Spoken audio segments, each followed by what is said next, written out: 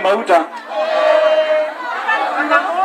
Najua kwa wale ambao ni hawasikii ama waifahamu kusikia mnasikia.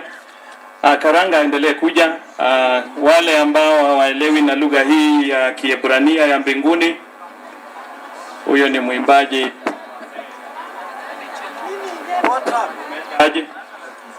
Hata unajua mic imeanza kwenda off on off. Kwa hivyo Karanga,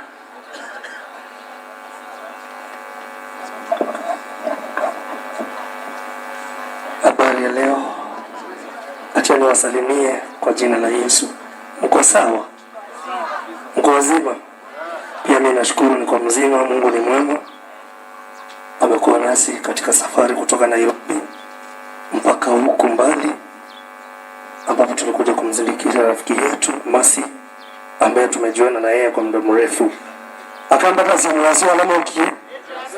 Nina hapa ni museo. Akani wula ni waluga nikaenda hiyo ndoto ibana. Sawa? Thank you. Masi ni nevina ya sana mumana. Na mwili ya viani. Ande vese mumana kwa road shows. Na nende yako ya ni ya viani. Na mutia viani na kila nene kwa mbaito. Na ande ya kwa mbaito. So Masi has been a good friend to me.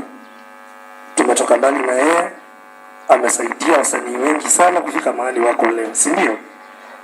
So chenye naweza sema, nimefika kwa hii nyumba ya kina Mwangi, naleta rambirambi zangu za familia yangu, za marafiki zangu na wasanii wote wale wa Benga. So tumetua kia kisie na tulichokatoa na kuleta Masi na ngoo imwe akatoa na kujua mwana Mungu tiwa. Alama ukionde wale wamesafiri, nasema ni asante na washukuru pia, na Mungu akawabariki na akawalinde mnaporudi mlikotoka, si ndio?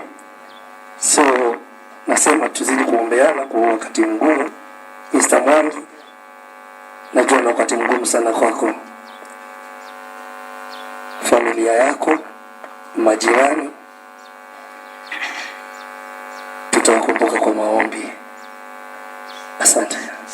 Tumpigie makofi.